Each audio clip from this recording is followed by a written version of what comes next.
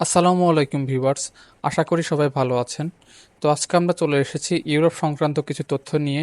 আসলে অনেকে আমার কমেন্ট বক্সে কমেন্ট করেন ইউরোপে যাওয়ার আগে কোন ধরনের বেসিক কাজগুলা শিখে যাওয়া উচিত, অর্থাৎ ইউরোপে কোন কাজের চাহিদা সবচেয়ে বেশি। তো আজকে আমরা সেটা নিয়ে আলোচনা করব। তো চলুন শুরু করা যাক।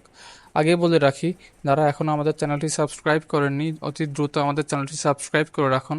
আমাদের চ্যানেলে ইন্ডিয়ান ভিসা সংক্রান্ত তথ্য এবং ইউরোপের ভিসা সংক্রান্ত অনেক ধরনের তথ্য দিয়ে সহযোগিতা করা হয়। আশা করি আপনাদের ভালো লাগবে। তো প্রথমেই আমরা যেই সেক্টরটি নিয়ে কথা বলবো সেটি হচ্ছে রেস্টুরেন্ট সেক্টর। রেস্টুরেন্ট সেক্টরটি ইউরোপে বাঙালিদের জন্য সবচেয়ে বড়। আসলে রেস্টুরেন্টের মালিক যেই রকম আছে বাঙালি, সেরকম রেস্টুরেন্টের কর্মচারীও সবচেয়ে বেশি বাঙালি। শেফ থেকে শুরু করে পরিষ্কার পরিচ্ছন্নতা কর্মী, সব জায়গায় বাঙালিদের আধিপত্য। অর্থাৎ তো এখানে যারা শেফ, মেইন শেফ অর্থাৎ যারা রাঁধুনি, তাদের অনেক ডিমান্ড।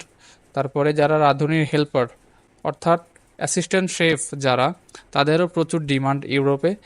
সাথে যারা ওয়েটারের কাজ জানে বা রিসেপশনিস্টের কাজ জানে, তাদেরও প্রচুর ডিমান্ড, প্রচুর ভালো বেতনে কাজের সম্ভাবনা আছে তাদের। সাথে যারা নতুন, যাদের কোনো স্কিল নেই, রেস্টুরেন্ট সম্পর্কে যাদের কোনো ধারণা নেই, তারা পরিচ্ছন্নতা কর্মী অথবা কিচেন হেল্পার হিসাবে কাজ করতে পারেন। এ ধরনের অনেক সুযোগ সুবিধা আছে। তো রেস্টুরেন্ট সেক্টরটা ইউরোপে বাঙালিদের জন্য অনেক বড় একটি সেক্টর। এরপর সবচেয়ে চাহিদা সম্পন্ন কাজের মধ্যে যে কাজটি আমরা রেখেছি সেটা হচ্ছে কনস্ট্রাকশন সাইট এর কাজ। আপনারা অনেকেই জানেন সারা বিশ্বে, শুধুমাত্র ইউরোপে না, সারা বিশ্বেই কনস্ট্রাকশনের কাজের চাহিদা আজীবন থাকবে। এটি এমন একটি কাজ যেটা ছাড়া কোনোভাবেই কোনো দেশের অর্থনীতি চলতে পারে না। এটি মূলত যারা শক্তিশালী এবং কঠোর পরিশ্রম করতে পারে তাদের জন্যই। যেমন বিল্ডিং তৈরি, অনেক ফ্যাক্টরি আছে, ফ্যাক্টরিগুলোর কাজগুলোও কনস্ট্রাকশন সাইটের কাজের ভিতরেই পড়ে। এই কাজের বেতন যেরকম বেশি, পরিশ্রমটাও ঠিক ততটাই বেশি। তবে এই সেক্টরে বাঙালিদের আধিপত্য নেই বললেই চলে। এই সেক্টরে সাধারণত আফ্রিকান যারা আছে, আফ্রিকা মহাদেশের দেশগুলোর নাগরিকদের আধিপত্য এই কনস্ট্রাকশন সাইটে। তো ইউরোপে কনস্ট্রাকশন সাইটে যদি কেউ যেতে চান, ভালো ফিউচার আছে যদি অবশ্যই কাজ জেনে যেতে পারেন। তবে এক্ষেত্রে অবশ্যই মাথায় রাখতে হবে যে ভালো কোম্পানিও হইতে হবে। কনস্ট্রাকশন কোম্পানির আন্ডারে যেতে না পারেন তাহলে হয়তো বা ভালো কাজ করতে পারবেন না। এরপরে ৩ নম্বরে যেই সেক্টরটা নিয়ে আমরা কথা বলবো সেটি হচ্ছে ড্রাইভিং এবং ট্রান্সপোর্ট সার্ভিস। এটি একটি বড় সেক্টর। এটি একটি বিষয়, যারা ড্রাইভিং জানে তারা সারা বিশ্বের সবখানেই ভালো বেতনের কাজ করতে পারে। মিডল ইস্ট বলেন আর ইউরোপ বলেন, তো ইউরোপে ড্রাইভারদের অনেক বড় একটি চাহিদা আছে। যারা ড্রাইভিং জানেন, ইন্টারন্যাশনাল ড্রাইভিং লাইসেন্স আছে, তারা ইউরোপের যে কোনো দেশে যে 3 মাস পর্যন্ত ড্রাইভিং করতে পারবেন, নির্দিষ্ট কয়েকটি দেশ ছাড়া। আবার এমনও কিছু দেশ আছে যেখানে আপনি বাংলাদেশের ড্রাইভিং লাইসেন্স নিয়ে যেয়ে কনভার্ট করে সেই দেশের লাইসেন্স করে নিতে পারবেন। যেমন ফিনল্যান্ড, ফিনল্যান্ডে বাংলাদেশি লাইসেন্স নিয়ে যে আপনি সে দেশের লাইসেন্স কনভার্ট করতে পারবেন, সেই সুযোগ আছে। তো ড্রাইভিং সেক্টরে যারা কাজ করতে চান তাদের জন্য ইউরোপে অনেক বড় সুযোগ সুবিধা আছে।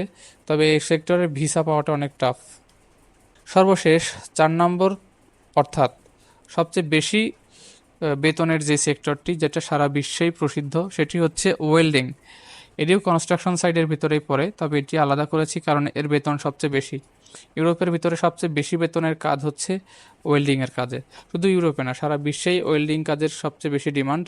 আপনি যদি ভালো একজন ওয়েল্ডার হন, ওয়েল্ডিংয়ের অনেকগুলো ধরন আছে, এই বিষয়ে আমার একটি ভিডিও পাবেন ইউটিউবে, চাইলে দেখে আসতে পারেন। ওয়েল্ডিং সম্পর্কে কিছু তথ্য আমি সেই ভিডিওতে দিয়েছি। তো যারা ওয়েল্ডিংয়ের কাজ জানেন তাদের ইউরোপে প্রচুর ডিমান্ড, তাদের কাজের কোনো অভাব নেই।